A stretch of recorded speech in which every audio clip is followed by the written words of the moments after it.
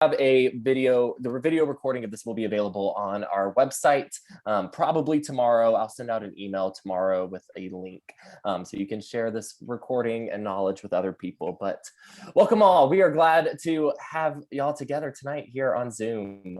We're talking in the waiting room how great it is to be able to do more because of Zoom, and I'm excited for tonight, not only for those who can be here live, but for those who will watch later and join in with the good information and the good work ahead of us.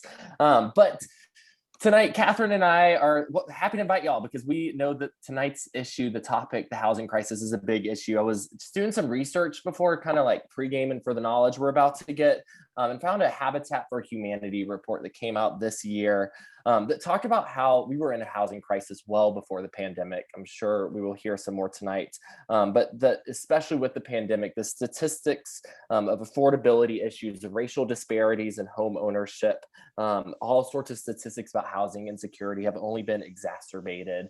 And I was reading some of those statistics are worse than they've been since the 80s.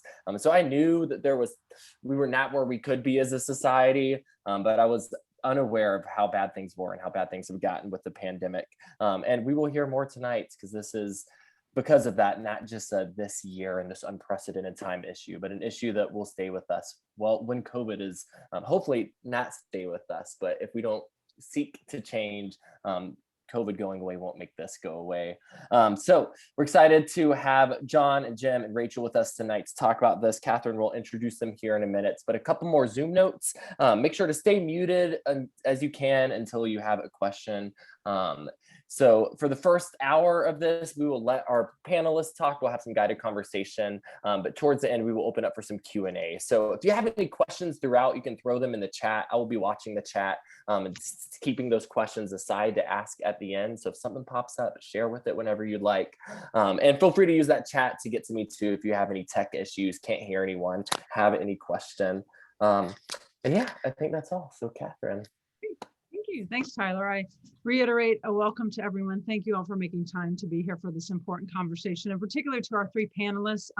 Before I introduce them, I want to give a shout out to Vicki Riddle and Katie Cronin and Andrea Boo, who helped us secure this dynamic representation on the panel to kind of share lots of different perspectives on what's happening in the housing situation in Kansas City. So let me start with Rachel North. She is a staff attorney at Legal's Aid Justice in the Halls Project.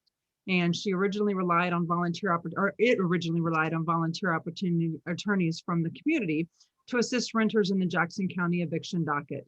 With the guidance from the project creator and housing law expert, Jane Worley, the project grew to include 2 full-time legal aid attorneys dedicated to defending tenants who are threatened with or are facing eviction in Jackson County. Rachel attends Jackson County's weekly eviction docket to provide legal assistance to renters. During the pandemic, the Justice in the Halls project has focused on assisting renters as they navigate the constantly changing protections for tenants and to inform the public about tenants' rights and eviction protections. And she and I were just talking as we were gathering about how literally daily everything is changing. So lots for her to keep up on and offer support to those tenants.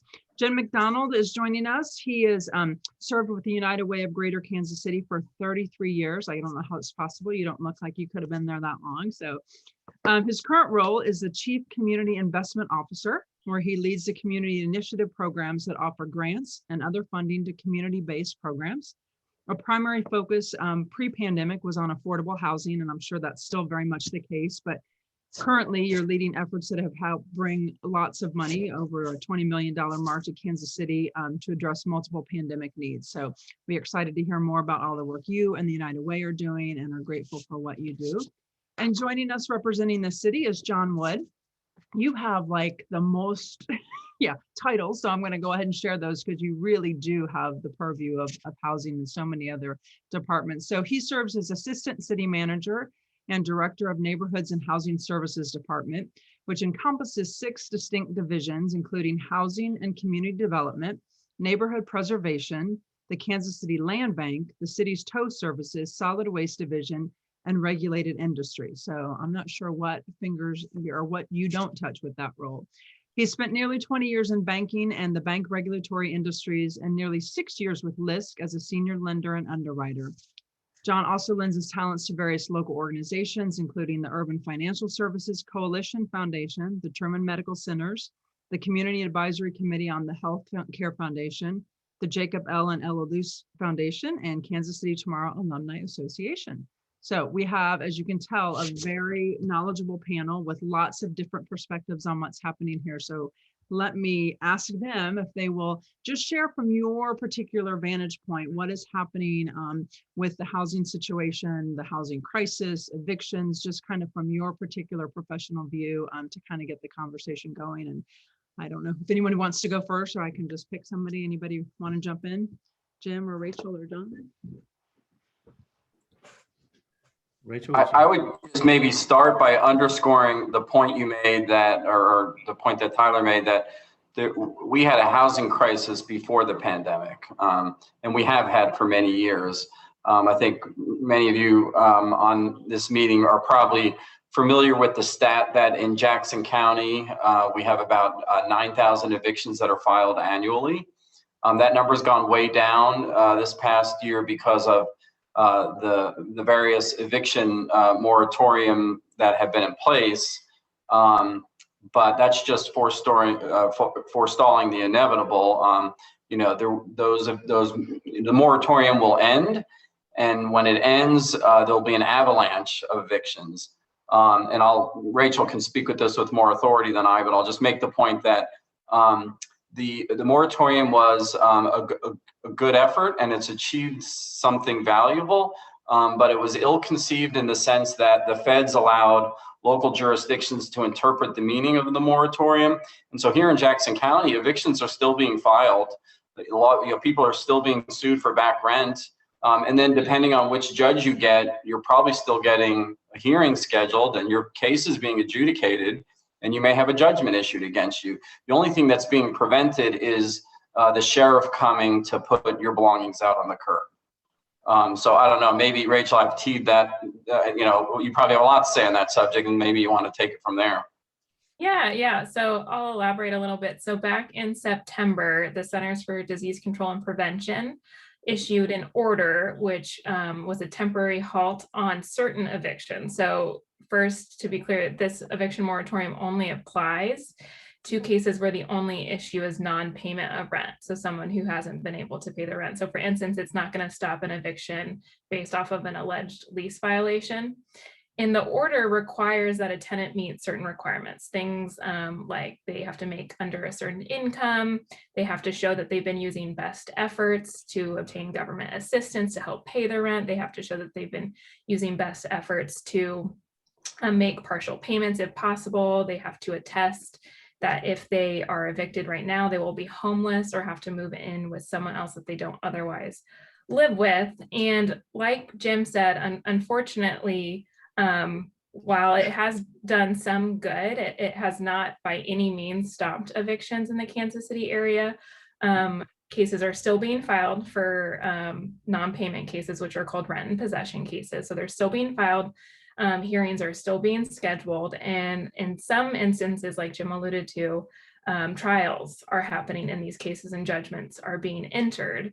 Some of our judges in Kansas City have interpreted the order to mean that, nope, if a tenant has provided a declaration, my hands are tied, I can't do anything, we're just going to set a trial for after it ends. So first, it was supposed to end at the end of December, and it's been subsequently extended 2 times. So first to the end of January, now it's been extended again to the end of March.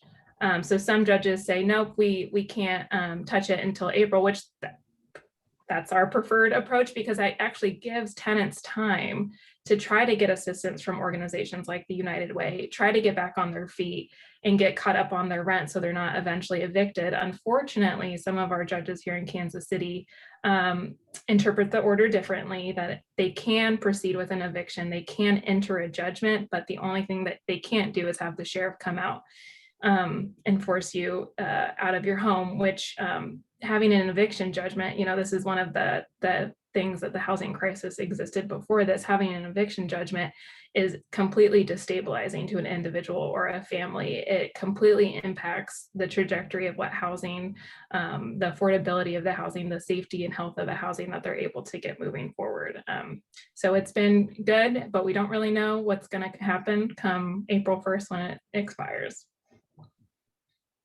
Let me just say, from my perspective, I guess I kind of touched a little bit about both of those situations, but also the other thing, just from the general purview of my experience with housing, my concern is really more on the supply, demand and supply side of housing, lack of affordable units out there.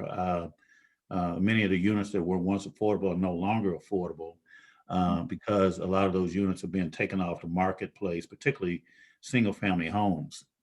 And the problem with the single-family homes is, I don't know how many of you have seen driving through a neighborhood on a corner, buy your house for a cash, call such and such a number, or even on television, you'll see, I don't know, Smiley and different, ugly houses folks, and what they're doing and buying properties. And, it'd be interesting to find out, well, why are you buying the property and what are you going to do with it? And I surmise that many of those folks are buying those properties on behalf of investors. And those investors then will package those houses into a securitization situation, if you will, and basically start marketing it to investors from all over the country or all over the world. Kansas City has relatively low cost housing, low cost properties. And so that's a perspective that I'm dealing with. The other thing that I'm dealing with has been probably since almost the entire month of February is on the very tail end of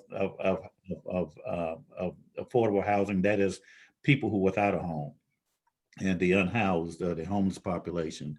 So I think many of you probably by now have heard about the warming center at Bartle Hall.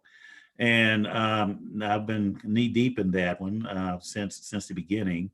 And it's interesting to see that the numbers grow from the first night that we moved the group from the Garrison Community Center in the Northeast, Columbus Park, over to Bartle Hall on a Friday evening.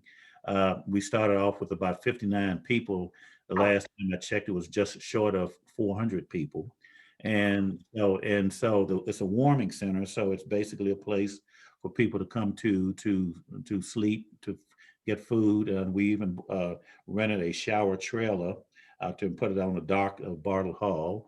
And we're using the food service that the convention facilities department uses, which is fairly expensive. And we're providing breakfast and also a dinner. During the daytime, those folks are out hopefully receiving services and or assistance. Goal, of course, is to reduce that number of people, and hopefully they're either provided services someplace else and or find a more permanent situation, because we don't want people to be, obviously don't want them to be unhoused and homeless forever. So, and then unfortunately we have a short time frame. March 17th is sort of the deadline because there's a show coming at Bartle Hall. So we've got to eventually have those folks move out. And so we're scrambling, trying to find out what we can do with them in terms of maybe other places for them to go and or provide them something more permanent than where they are now. So anyhow, that's my perspective. A follow-up question for Rachel that was put in the chat, just kind of from a perspective, do any of the tenants, are they the ones before the judges, are they able to change judges in the landlord-tenant lawsuits? Is that a possibility, or how does all that play out? Yeah, that is a possibility, but there are time, limits on when you have to make that request, and unfortunately, a lot of the times by the time folks get to us, those, their trial might be in a week. So, it is a good thought in terms of trying to get in front of a judge who might, have a favorable view of the CDC order. But the cases move so quickly, and by the time folks get connected to us or other legal organizations, it's just there's not time. Can't do it anymore. I think it's also important to make the point that the vast majority, probably close to 95-99% of people in eviction court, and you know, they're there because they're getting sued for back rent usually, sometimes it's a lease violation. They are unrepresented, so they don't have the benefit of an attorney to help with something like requesting a change in judge. And probably the majority of people with a filing against them aren't even showing up for their hearing because they might not have a way to get to the courthouse. You know, they might not, you know, they're dealing with other issues in their lives. And if you don't show for your hearing, then you get a default judgment. So no matter the merits of your case, if you're not there, and especially if you're not represented by an attorney, you're losing a case that maybe you shouldn't even be losing.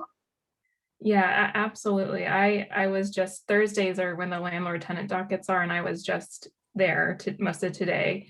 And I was sitting in a courtroom waiting for one of my cases to be called, and there were countless amounts of what's called a default judgment. So that's you don't show up and you've been served on the case, they can issue a judgment that day. And maybe they couldn't get there, like Jim was saying, because they don't have the transportation, or they were just confused on what was going on. But it is pretty crushing to sit in the courtroom and just hear case after case after case with judgments being entered. And you can't help but think that, you know, maybe they did have some defenses. Maybe there was something that, you know, you could have done to help. I saw a question in the chat: how do folks get to us at Legal Aid? So our number is 816-474-6750, and I can put it in the chat here in a second. But if folks have any kind of legal question that Legal Aid might be able to help with, you can call that main line and do an intake and get routed to the appropriate team. So if you have a housing issue, you'll come to us. But then myself and my colleague, who are the two attorneys on the Justice in the Halls project, do physical outreach at the courthouse before the dockets, the landlord tenant dockets, every Thursday morning and afternoon. So we meet people in person too and kind of give them some advice, but you know, in the moment. There is another organization, the Heartland Center for Jobs and Freedom. They are sort of your partners in this Justice in the Halls project, and Gina Kiala is the other. I don't know who the attorney is that represents them, but that's another organization too. Yeah, we work hand in hand with them. We're both funded through the city. So the Heartland Center for Jobs and Freedom is a great place to direct folks to who need free legal assistance. Another new resource currently is in the form of attorneys from the UMKC Law School Legal Clinic. So they've also received funding, private funding through the COVID-19 Response Fund that is, you know, added capacity, you know, in terms of the legal team of folks helping people facing eviction. So we're at this kind of really unique moment where there's probably more capacity than ever in terms of legal representation for people facing eviction. And in addition to that, and United Way is a kind of a member of that partnership.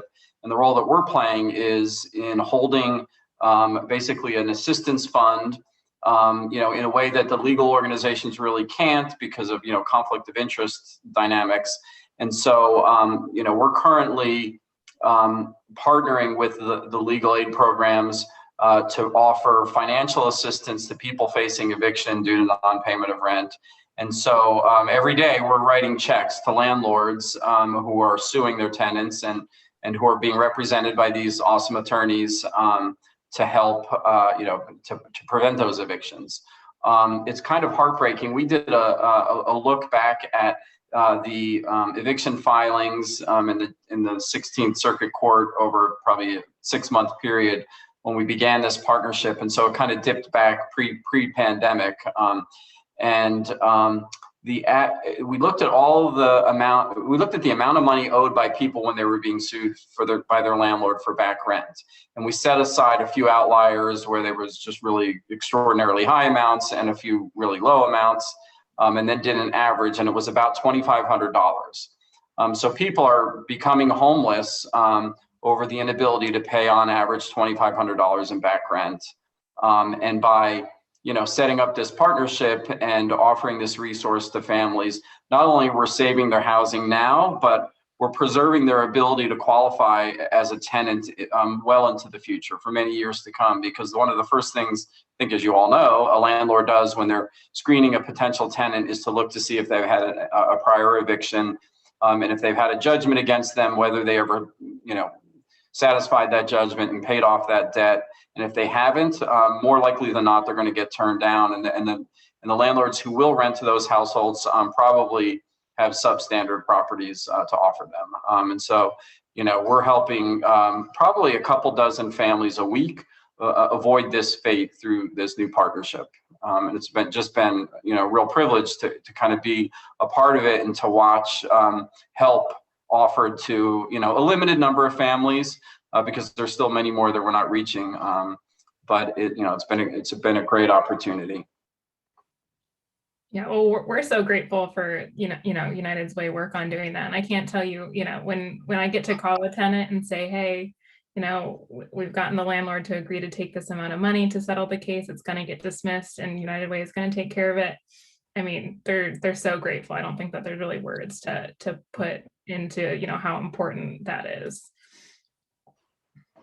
So Rachel, with that, is there some room, is there negotiation with the landlords to not necessarily catch it completely up, but to try, because I know there's some give and take there. So you are able to negotiate some of the prices or some of the back pay?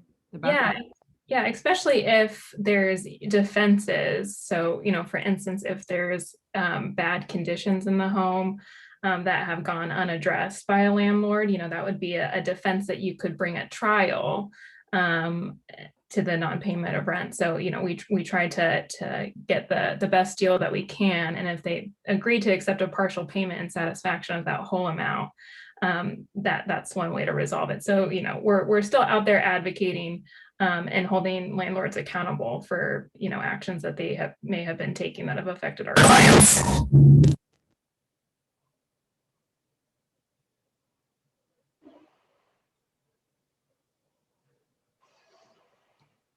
John, I don't know, Tyler, are you going to ask anything? Go for it. Well, I was going to say, I know the city has received some funding, if I'm not mistaken, to assist with rent. Is that, I know there's so many different pockets going on right now, but could you speak to a little bit about how the city is able to assist and help? Yeah, we have been actually involved in rental and utility assistance for a number of years. More recently, that you're probably speaking of, is a fund from the U.S. Department of Treasury.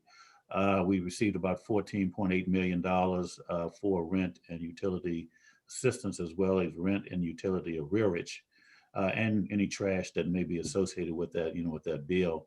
And so we're contracting with a number of different agencies, including United Way and a number of organizations that have been in the field and working with people on utility and rent and utility need that assistance. And so we've been funding initially through the Community Development Block Grant Program. We have an annual plan, an annual grant that we make available. Organizations such as Journey to New Life and Metropolitan Lutheran Ministries, organizations such as that we've been funding them for years. Never enough money, just enough money to pay the salary of a person who's actually providing that case management and assistance.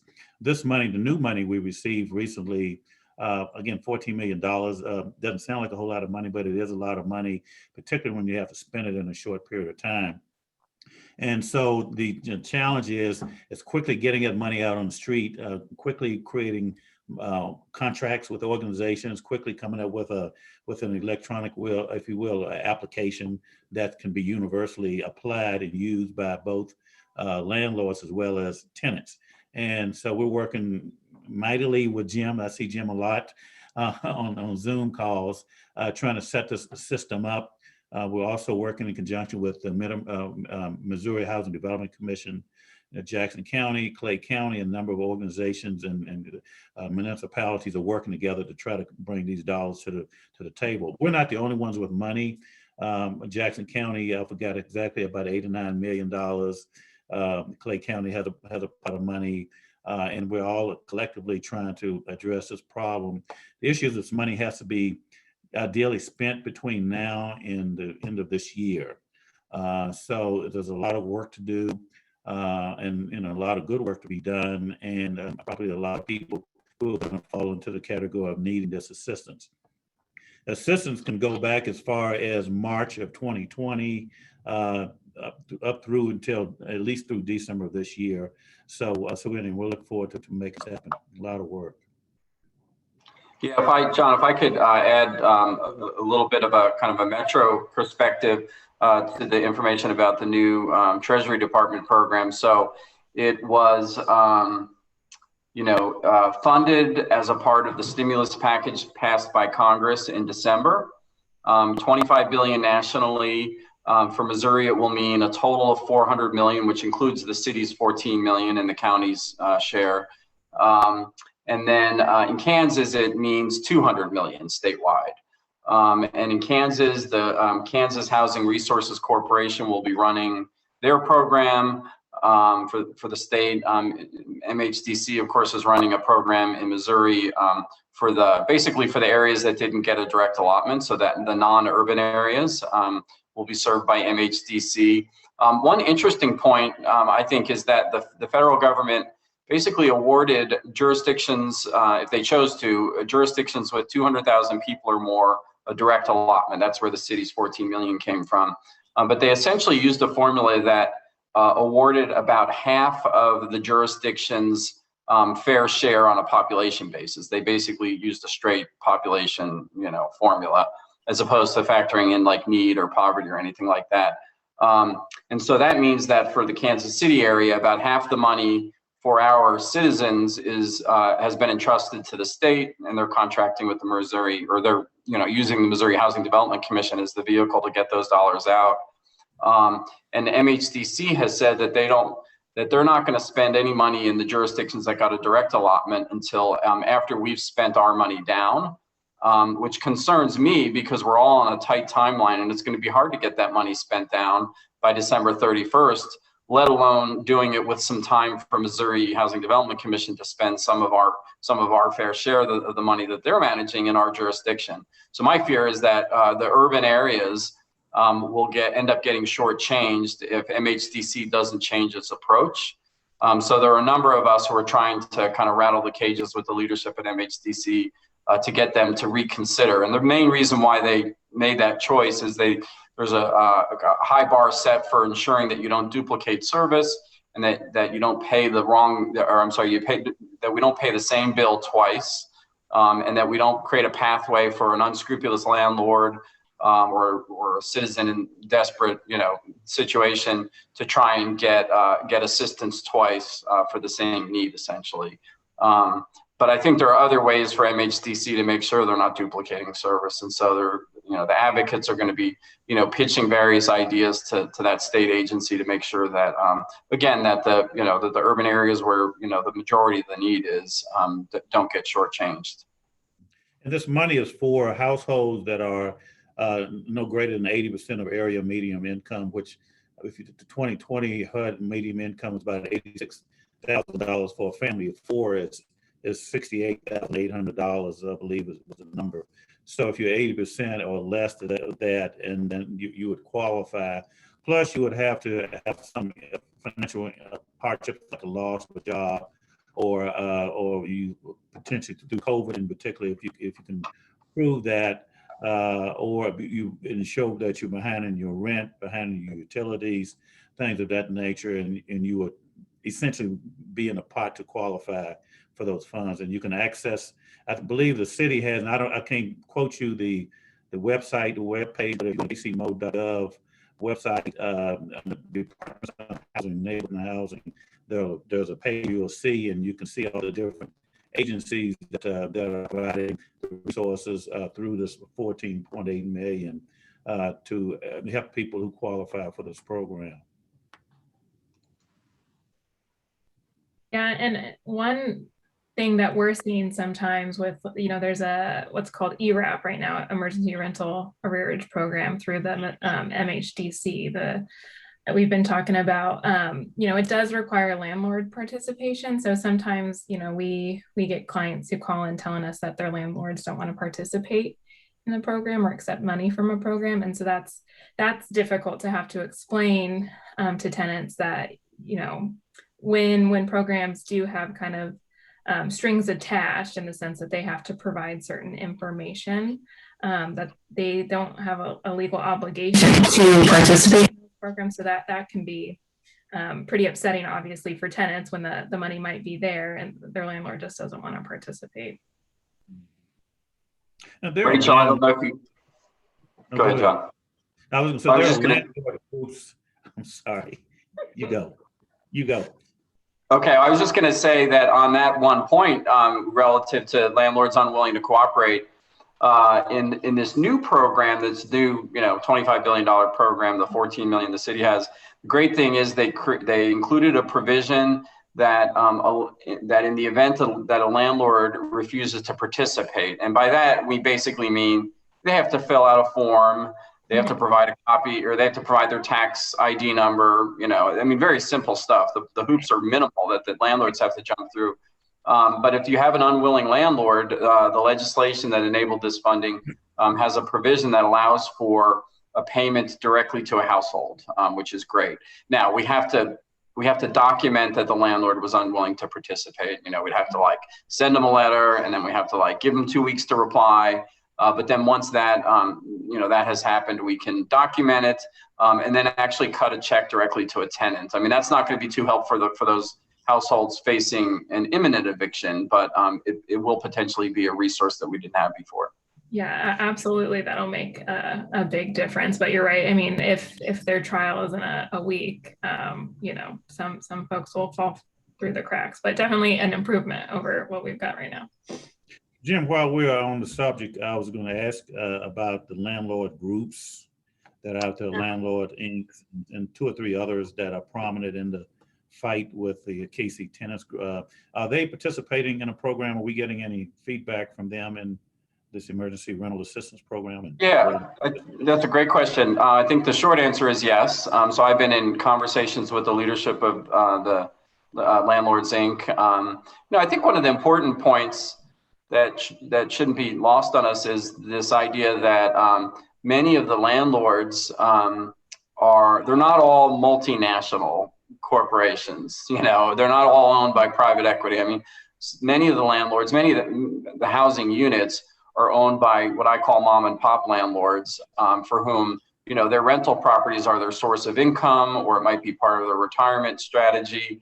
And so it's there, you know, the impact is not just on tenants right now, it's on the landlords who are not getting the income that they need to pay a mortgage or to cover the cost of maintenance.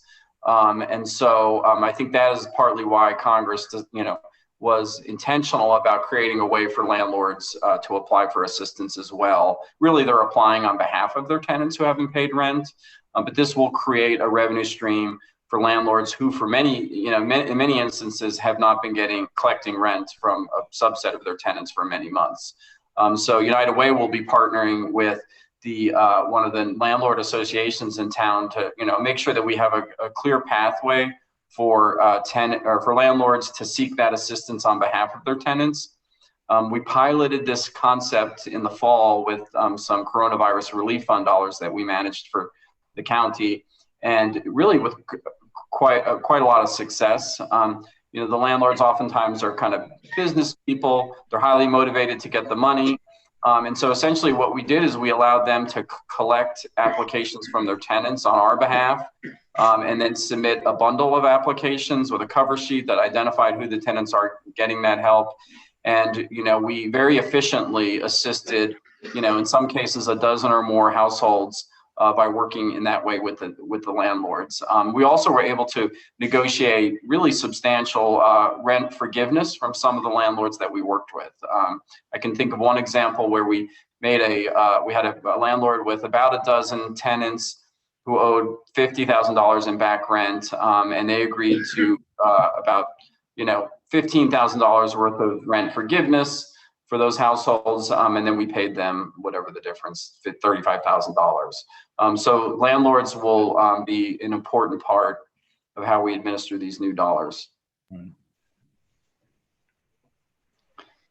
So with that, Jim or John, can you say a little bit more? Because when you're saying this, it's like, oh, some great things are happening. I'm guessing that this is just the tip of the iceberg. When you talk about one negotiation like that, that may take care of this, but for everyone you work on, are there 6 or 7 or 10 more that are not getting? I mean, just trying to get a little perspective on where we are. I know that Rachel was saying, the eviction numbers, and you were saying, Jim, how many people are seeing and so forth, just kind of getting a feel for how much the help is there, but how much is still left to be dealt with or that needs support. I would say I suspect that there's a lot more to be done. We, at least from our perspective with the city, we're kind of just hitting at the surfaces, just at the surface of it. I think Jim and Rachel are probably a little bit deeper in it than I am. And because my standpoint is really, again, as I said, it's about housing supply, and it's about ensuring that the dollars get from point A to point B, and that people are being helped. And so, but again, it's just sort of scratching the surface in terms of where the problems are. Again, we know some of the landlords. We talk to them. There's another level of landlords. There are the small developers.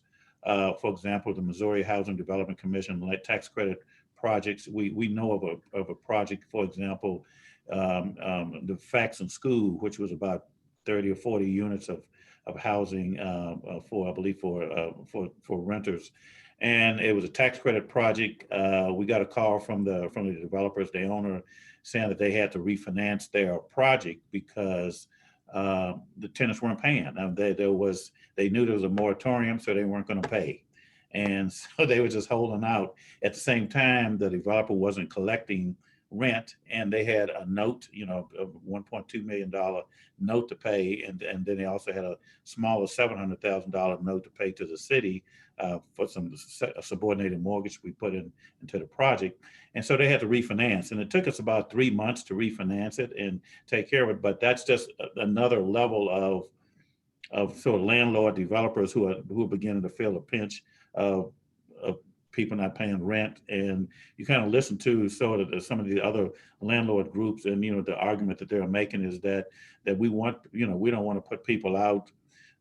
We want them to pay their rent. If they can't pay the rent, then we got to put them out. We got to do what we got to do because we got to make a living as well. So you got to look at sort of both sides of the coin, because as it was alluded to earlier, a lot of these landlords are small people. They don't have a lot of multinational. They don't have a huge inventory. Like I said, it's what they do for a livelihood, and so you have to look at both sides. And what we don't have is, besides this rental assistance program, is a program directly related to those type of landlords, those developers, financing, maybe some type of financing that would allow them to do longer term financing at a lower interest rate. Those kinds of things, they help them on the cash flow.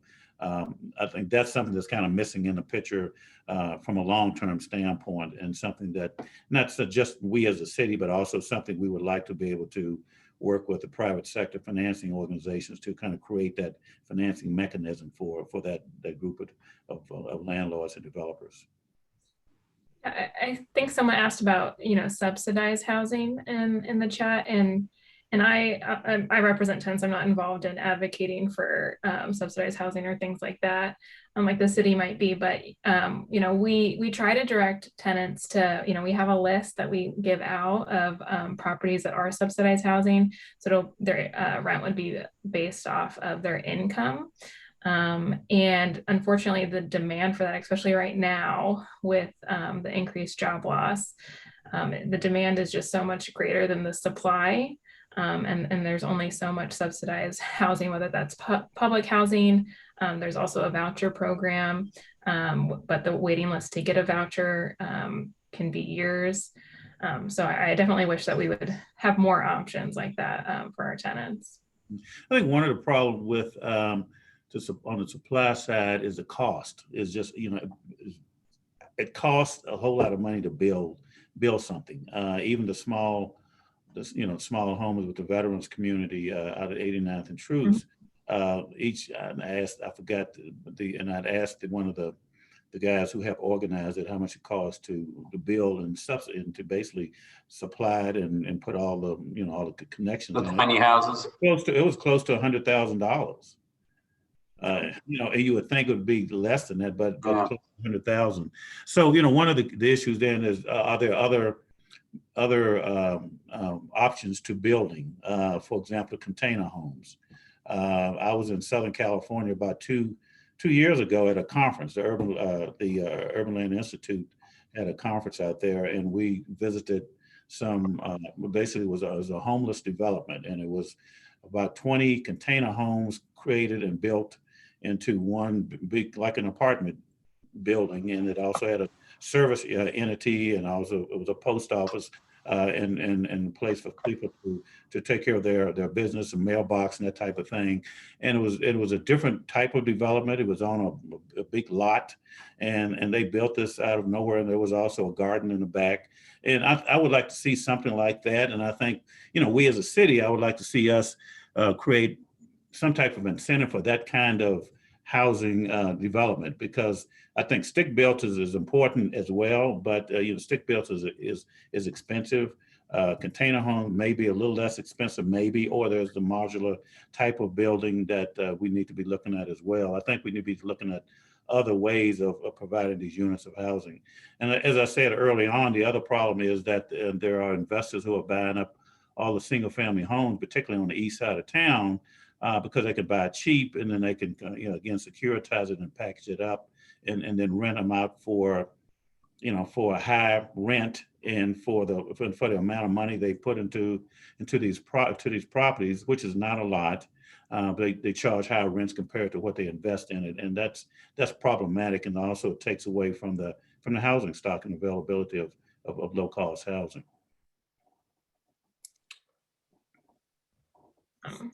I think someone asked, is there a resource for someone looking for a housing or apartment who has felony or felonies on their record? So we do at Legal Aid, if someone calls in, we do maintain a list of eviction friendly properties or properties that might rent to someone who has a felony. But unfortunately, it's one of those things when a potential landlord screening that it's not illegal necessarily for a landlord to turn someone down because they have a felony.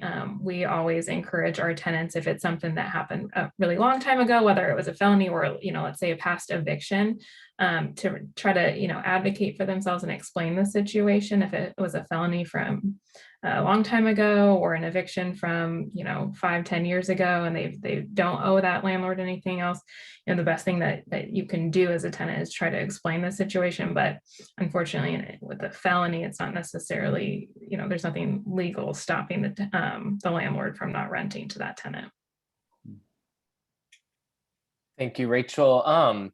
So yeah, it's something that I think just got brought up in both of your responses, but John, especially as you were talking about the East Side, we have like offered tonight's panel under kind of an unofficial ministry series, I guess, that we're doing here at Country Club called Uprooting Racism, as we're looking for ways to learn more about systemic racism, both how it exists within us and how it exists in our church and in our society, and all looking at it from all these different intersections and lenses.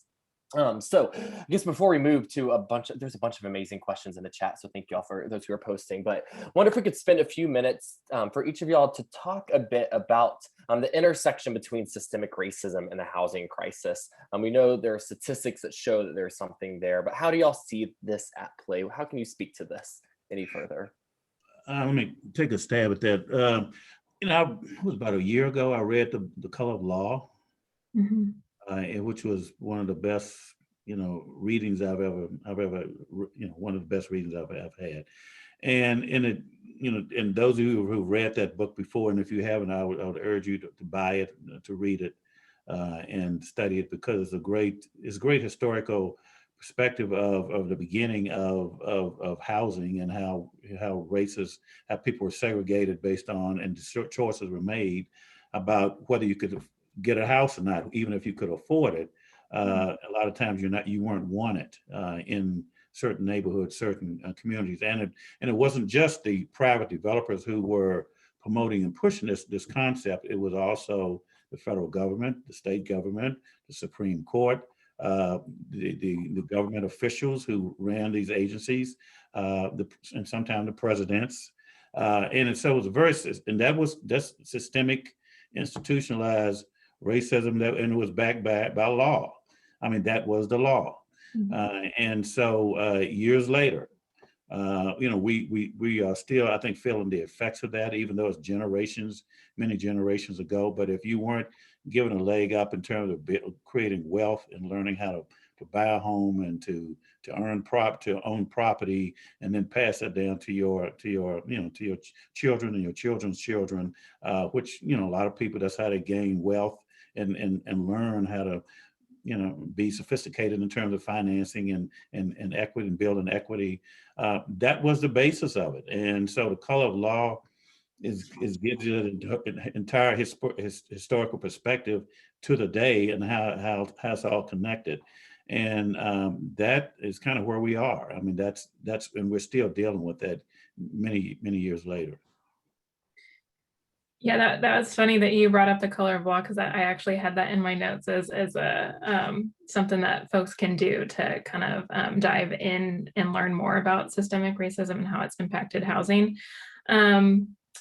From a legal standpoint, John was talking about practices like redlining, where banks and the federal government wouldn't give loans to Black families or people of color. And it's created this huge wealth gap between communities of color and white communities. For instance, we all know J.C. Nichols. Here in Kansas City, we have J.C. Nichols Parkway and the Fountain. And, he was a real estate developer. And when he was developing real estate, he would put what's called a racially restrictive covenant in the deeds of his home, which meant that anyone who purchased a home and then would sell it couldn't sell it to anyone who wasn't white. And that has, segregated communities, and the impacts of, that, even though they're illegal now, you can't do that. It's had these profound impacts. Another thing that folks can do besides reading The Color of Law, one thing that I found really interesting in Kansas City specific is the Johnson County Public Library has a driving tour of Kansas City called Dividing Lines, A History of Segregation in Kansas City. And it starts you in a parking lot in your car, and then it's interactive and kind of narrates your trip through the city. And you can see the effects of systemic racism here in Kansas City. So, it really opens your eyes to what's happening in our own backyard, if it's not something you're familiar with. And another factor of that is the highway system. I mean, a lot of times you will find major highways, the interstates will cut through so-called low-income areas, low-cost areas, which happen to be minority in most cases. Basically, just split them in half, and basically it lowers property values. I mean, who wants to live next to a freeway? But if you don't have a lot of money to move, you don't have a lot of choice, but to be there. And of course, you think about the pollution, the emissions that carry on around the freeways, the noise pollution that goes on. It lowers property values. And as a result, wealth is devalued as well. And the highway systems were, part and parcel of this, this system and how it was structured. Well, if I may sort of hit, Jim, go ahead, go. Well, just real quick, one of the themes that was running through the chat log is, what are the long-term solutions? And part of why we're in the situation we are at the moment with the eviction crisis is the limited availability of affordable housing. And as the income gap widens, housing affordability becomes more of an issue. I mean, we're all aware of the housing affordability crisis in California and on the coasts, but we have a housing affordability crisis here in Kansas City. I mean, there are pockets of the metro where affordable housing is still a thing, but it is increasingly out of reach, even in Midwestern cities like ours. And so it's important in this discussion not to, underestimate the importance of government in the availability of affordable, and in particular, the federal government, and the steps that they can take and do take to ensure that there is affordable housing to working class people, but also to the poorest of the poor. And the problem is that, over the years, our safety net, housing safety net for the poorest of the poor has been, slowly, dismantled might be too strong of a word, but some might argue that it has been dismantled. The housing choice voucher program, for example, which provides a subsidy to renters, wherein the government is paying, a large portion of the rent, and the tenant pays a portion that is proportionate to their income. So a low-income renter with a housing choice voucher is going to be paying about 30% of their income on rent, no matter what their income is. So if their income goes up, the rent goes up. If the income goes down, the rent goes down. And then the government pays the difference, the federal government, through the housing choice voucher program. And Rachel pointed out that you can be on that waiting list for years before your name comes up. So part of the problem is that at the federal level, we haven't invested sufficiently, whether it's to keep, that programs robust, or whether it's to maintain the housing stock within the inventory of public housing in communities throughout the country. And so reinvesting in, the government, the federal government in particular, but state government as well, reinvesting in their role to ensure the availability of affordable housing is just a critical part of this conversation. And so I'm optimistic, frankly, with the Biden administration that we'll see some positive shifts. There's already a sign of that in terms of what, the policies that he has endorsed.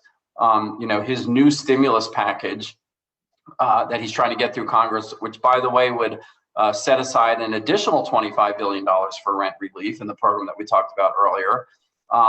It also takes other steps to kind of lay the groundwork for more investments in affordable housing. The low-income housing tax credit program, which is a federal program that passes through the states and is a public-private partnership, really the best kind of public-private partnership, where the government partners with private developers who build affordable housing in exchange for tax credits.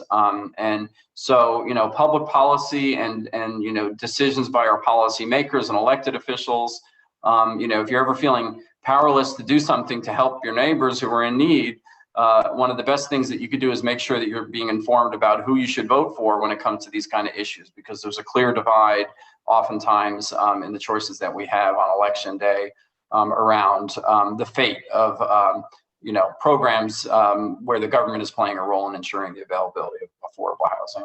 I think that the dialogue that is underway at the city of Kansas City right now is very encouraging in terms of the city and the policymakers at the city, taking a more principled stand in terms of how they allocate tax incentives to housing developers. Jim, you did a great way of segueing for us, because several, I think you've seen them in the chat, but they're also coming more directed. Sort of people are now kind of foundation of some of what's going on, but I think there's a burning question to say, what can we do as individuals? What would you ask a congregation to do? How are there places for volunteers and what you have going on? I know that's a huge bandwidth of question, but just people are anxious to get involved. And Jim, I love you saying that part of ours is, our voter responsibility. In these moments, are there other places where people can really plug in and be present? Rachel, I think you saw Katie sharing that we have a lot of lawyers in our congregation, and are there some things they can do? So I will turn it over to you all to kind of share some of the thoughts on what people can be doing and a congregation can do. Yeah, to go to that question of what lawyers might be able to do to help, we do have a volunteer attorney program at Legal Aid, so you can contact us if you're interested in helping not only tenants facing eviction, but we source out many different types of cases. Unfortunately, right now, I'm hopeful that in the future couple months, by the end of the year, we might be able to have more volunteer attorneys with us in the courthouse talking to tenants who are facing eviction. But right now, because of the COVID restrictions, we're kind of limited on the amount of people we can have for in-person outreach. But definitely, if it's something that you think that you can commit some time to, our clients at legal aid, whether it's a tenant facing eviction or someone going through some other issue, we can always use more hands on deck. I'm the type of person, I like to see projects done. I like to, start at A and get to Z as quickly as I can, with a vision in mind. And from a city's perspective, I like to see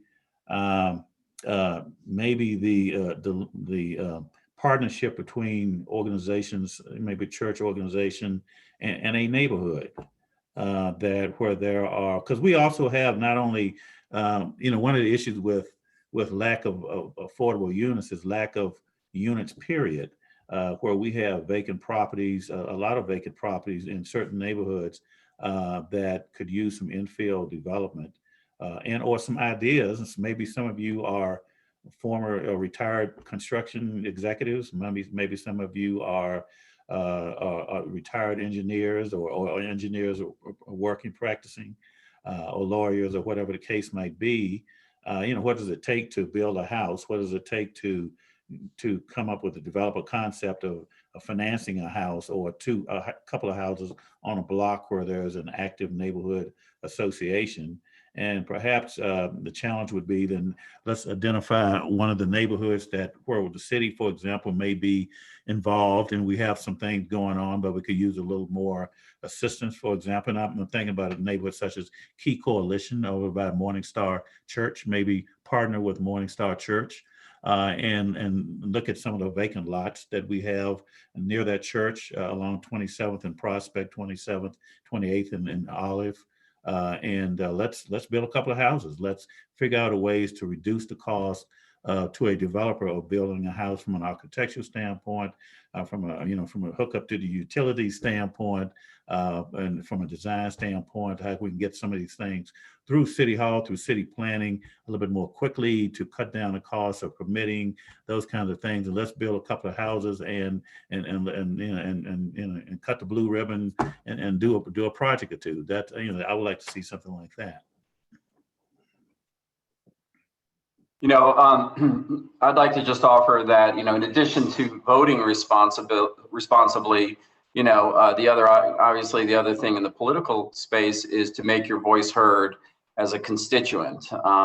If there's anything good to come out of the COVID-19 crisis, my hope is, I think we've already seen something good. We've seen the shift in terms of political leadership who care about, certain issues that impact the most vulnerable.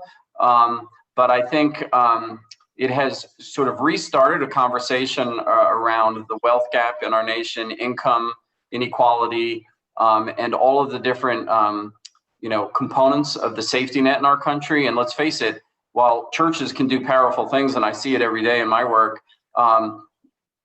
the real safety net has to come from the government. In fact, some of the most awesome things that I've seen faith-based organizations do in my career are programs where they're doing it because they have a federal or a state contract to do the work. The government likes to contract with faith-based organizations.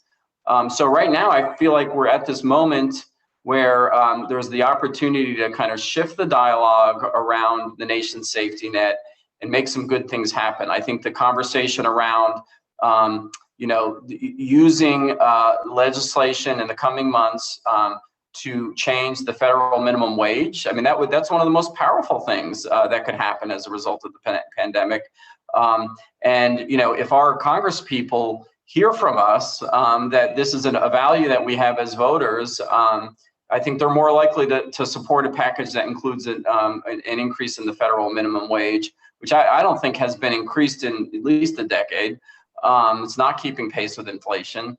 So that's one. There's a conversation underway right now around an expansion of the earned income tax credit, which is a tax credit geared toward low-income working people. You don't qualify for that tax credit unless you have an income, an earned income, a job. And so right now there is conversations underway in Congress about expanding the benefit in the earned income tax credit.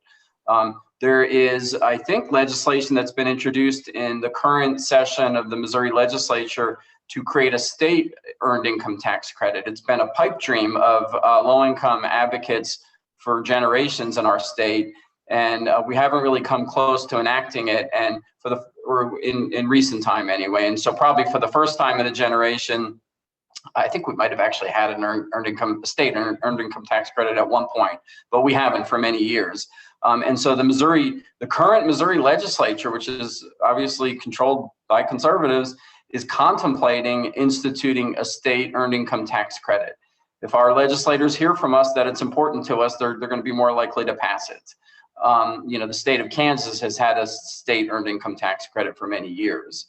The best anti-poverty programs are the ones that the government plays a role in, whether we like it or not. So I think there's really a kind of a historic moment, and we'll see whether it turns into a historic moment or whether the moment gets squandered.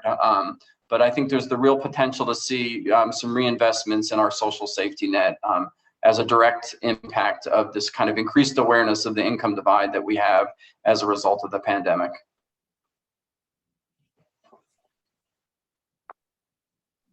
Thank you all. Tyler, did you want to?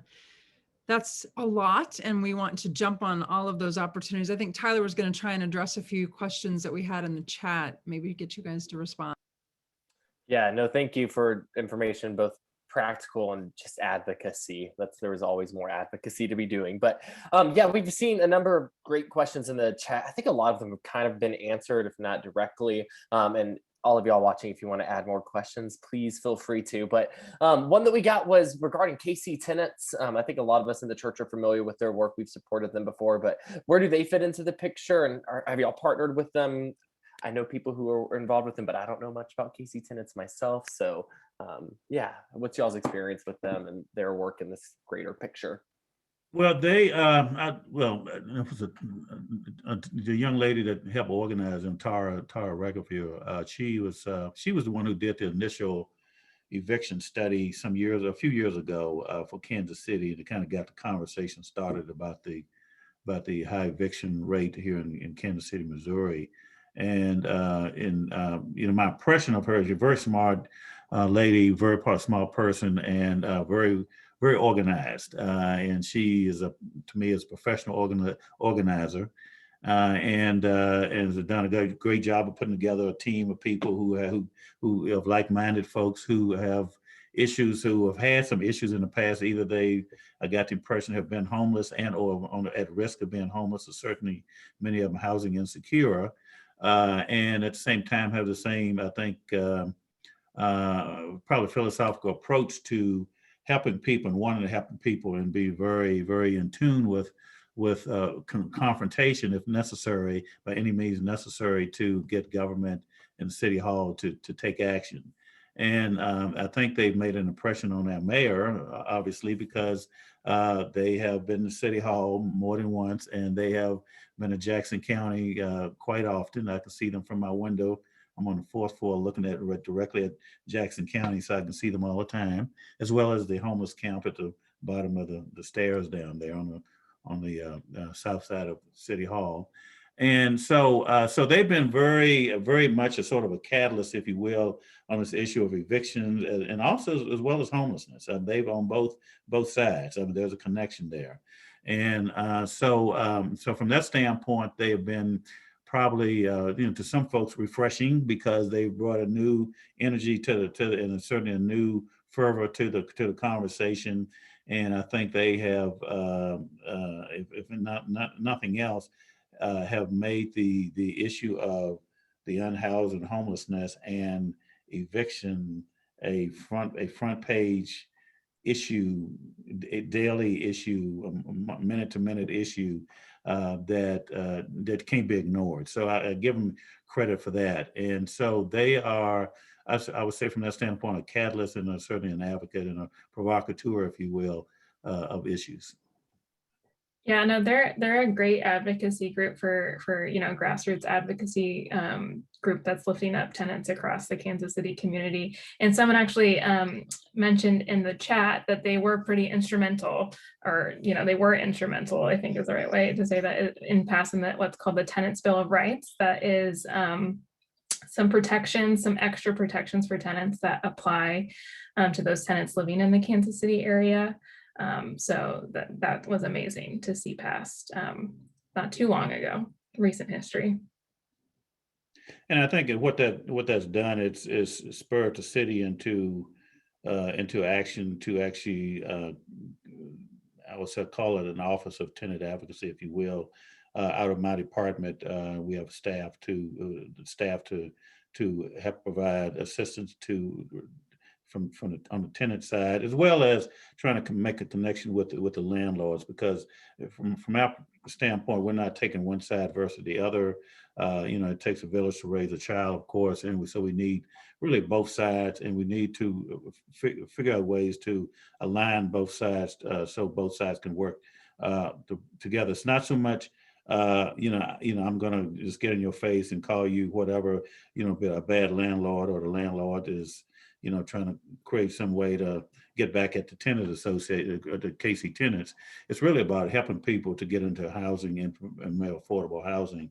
And so I would like to, my preference is to use the energy of both to work together. I'm assuming we can work together. If Republicans and Democrats can work together on some things, at least they used to, we certainly can have tenants and landlords work together to come up with some, more units of housing to meet the need out there. And so I would like to see that happen, and the role of the city is to try to help make that happen, not taking sides.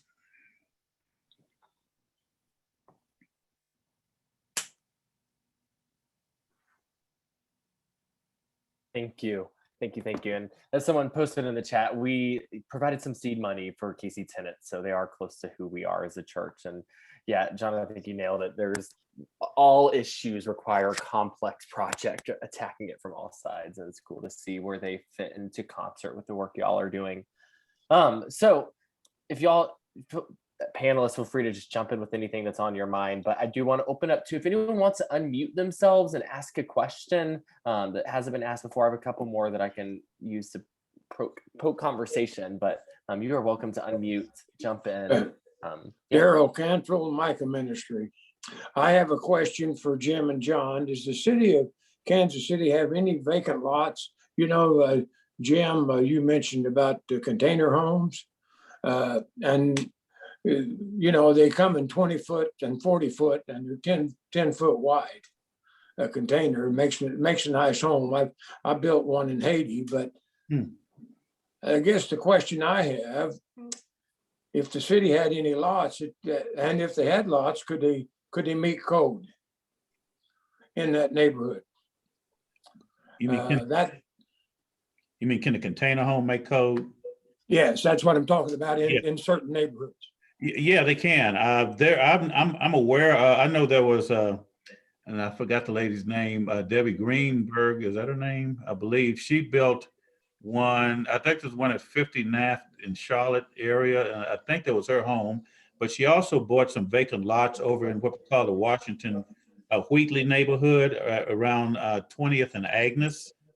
Okay. Where the old Sears building used to be in that near facility.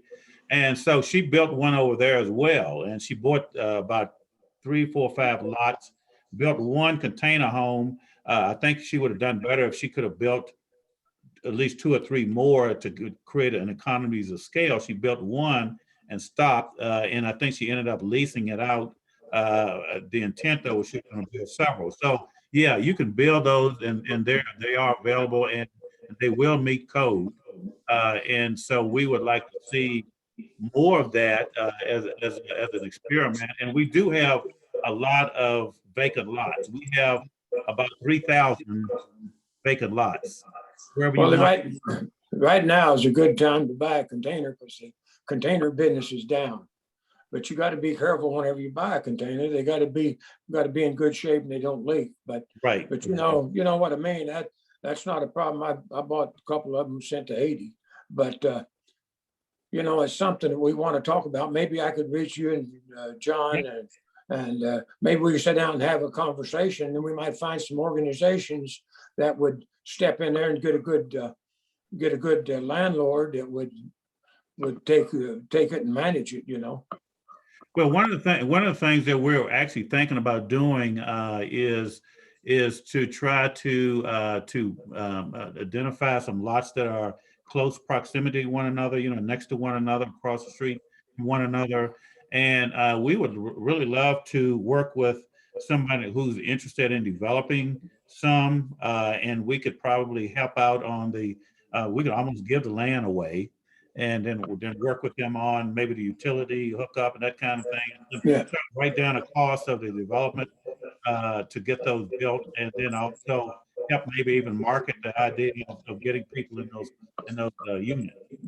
But you know, with a lot sizes, 100 by 150 feet, you know, you could get 3 to 4 containers on one lot, and then make it look very respectable too. I mean, it wouldn't be just throwing in there and look like a tin house or something, but you know, you can dress them up and look pretty good. But let me have a conversation with you two guys later on, and we can maybe come up with something. Yeah, I'd love to have that conversation. I just put into the chat a link to a YouTube video showing a time-lapse construction of a container home development in McKinney, Texas, that the Habitat for Humanity chapter down there built. It's a really wonderful little project where they stacked a group of container homes together in a little undeveloped parcel in a neighborhood in a suburb of Dallas. And so we're starting to see those kind of creative solutions to the affordable housing problem crop up around the country. So I'd love to be a part of that conversation. Okay, that'd be good.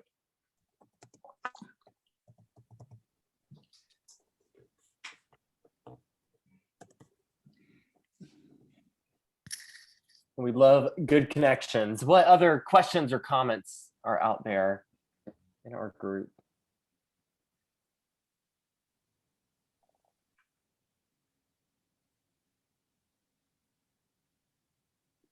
This is a question for John. Sure. This is Greg Lear. And could you tell me what the city is doing with affordable housing? I know last year before the pandemic, there was talk about creating a trust fund to do that. And I kind of lost track of where anything might be on that. Well, we're actually doing quite a bit. We're doing everything from minor home repair with people who own their home and need some repair and can't afford to do their own financing. So we do a lot of that, with roofs and furnaces. But we also support the low-income housing tax credit program, which build rental units. So as Jim indicated, it's a way to sell tax credits, and then the sale raises equity for a developer to build 40 units of housing and that kind of thing. So we support that, and sometimes we will even do subordinated mortgages to support those kinds of projects. And so we've done quite a bit of that. In addition to that, we have these vacant lots, and we are actually working pretty closely with a neighborhood called Key Coalition, and we're trying to do some infill new construction, and particularly in the case of around 27th and Olive, near 27th and Prospect, we basically had this land, and we put a request for proposals out on the street, and we had maybe two or three builders who responded, and they were interested in building homes, and these are basically people who build houses in the suburban communities. And so what we did was we basically hired two architectural firms, and we paid their expenses to create some designs in concert with the neighborhood association. Then we took those designs and we went to city planning to go through the permit process. And that took a long time, so that they create a master plan for these designs to be built on these lots in that neighborhood.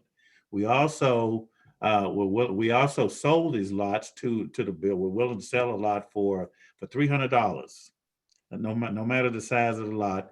Plus, we were going to give a grant a small grant of maybe $5,000 per lot. So if you got into some unforeseen site conditions, then it would help pay for that. And then we also was willing to pay for the utilities links, to the water taps into the street, onto the property. And that's about a total cost about $11,000 for a particular house we were looking at doing. So we're willing to do that kind of thing to encourage infill new development, and that's why I suggested a little while ago that why don't we as an organization, as a church with people with the resources and ideas, maybe look at doing something like that to show that this can be done. So, and we're trying to build houses that are affordable for that neighborhood, single family homes. And then finally, the other thing we're doing, we're working with the UMKC, Jake Wagner and his group of the School of Architecture. So he has the students that he works with. And so we have a small contract with them, and we're looking at these old apartment buildings from 2 units up to 14 units. And the whole idea there is to, well, what kind of condition are these units, are these buildings in? Because most of them are sitting vacant and or dilapidated, and they just need a lot of work and in them, and because they just haven't had any rehab in them in a long time. And so basically we're creating an inventory of all these buildings between, I think it's between 29th Street down to about 63rd Street, from Paseo over to Indiana. And let's look at how many properties we have there. We had about, I think the first blush, I saw about 800 structures of at least 2 units up to 14 units per building.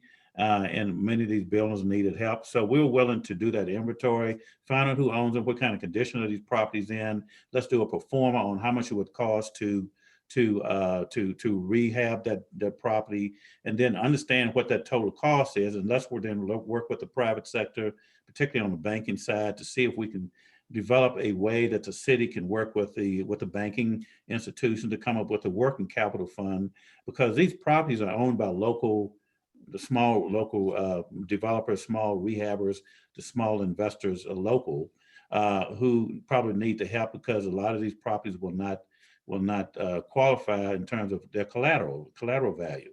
And so if we're able to find a way to create a mortgage program to help them get working capital to make these improvements to their units, that makes more of these apartments available for people in an affordable way. So those are things we're doing. Great, thanks. Mm-hmm.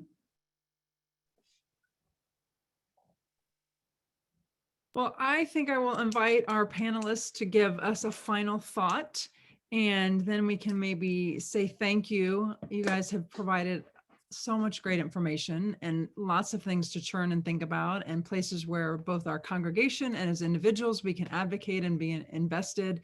We've got some projects we have going that, John, you're speaking our language about partnering together, and some things coming up that we're excited about. I would also let our attendees know that all of the resources that were put in the chat, Tyler and only Tyler Technology Fashion has already started to culminate that, and we will shoot that out on an email to you all with also a link to this recording if you want to share it with anybody that you may not have been able to be here. But let our panelists share any other thoughts or anything that popped in your head that you want to make sure we know before we all say thank you. Let me just say that I would thank you and thank Councilwoman Boo for making this introduction to you, Catherine, and for me to participate in this. But someone had mentioned the Housing Trust Fund. That is one of the one of the things we haven't accomplished yet. It's really the big piece. When we created a housing policy back in 2018. We had 5 bold ideas. One of those was to create 5,000 units of affordable units between, this is a few years ago now, over the next 5 years, 5,000 new units. And then also create a housing trust fund of $75 million that would be a way to help finance and develop these units over that time. And so the housing trust fund was central to that $75 million. Now that $75 million could be a combination of public and private dollars. I think we have enough public dollars through the Missouri Housing Development Commission, the tax credit program, through the city's community development block grant program. So we have that covered. But in terms of the private sector, the private money or a way to access private money, we haven't achieved that yet. So I think some ideas that some of you may have, or if some of you are part of a board of a philanthropic community here in town, conversation, bringing them to the table to help us explore how we might do that would be helpful. The other thing is, the mayor made it real clear that he did not want to be pushing any, and it probably would work now anyhow, tax increases, whether it's property taxes or sales tax increases, because that would be a sales tax would have been a great way to fund a housing trust fund, but that's kind of off the table. So what other ways can we do that? I'm looking for some ideas on how we might do that. If there's something with a way to bring in some money from Wall Street into Kansas City to create a pilot program of some sort, then I'm open to that. And I know the Councilwoman Boo she's on this. She may be on the call, I don't know, but she wants to create this housing trust fund, and so I think she's making it a mission of hers to make that happen. So I would like to see that occur. Yeah, I would just say thank you for having us. This was really great to hear kind of all the different facets of the housing crisis and how we can help. I mean, from an eviction standpoint, I would say, if you're able to financially assist organizations like the United Way and other organizations that are providing immediate rental assistance to help stabilize families, that's, what's needed right now, kind of in this exact moment. But long-term, doing things like John and Jim have been talking about with supporting affordable housing is definitely what we need long-term to stabilize families in the Kansas City area. Yeah, I would just like to say a thank you and to commend you. It's affirming when I see a church and a group of people whose faith aligns with or influences the way they look at the world and shapes the kind of things they spend their time and energy on. So I'm just grateful to be a part of this conversation tonight, and commend all of you for being a part of it as well.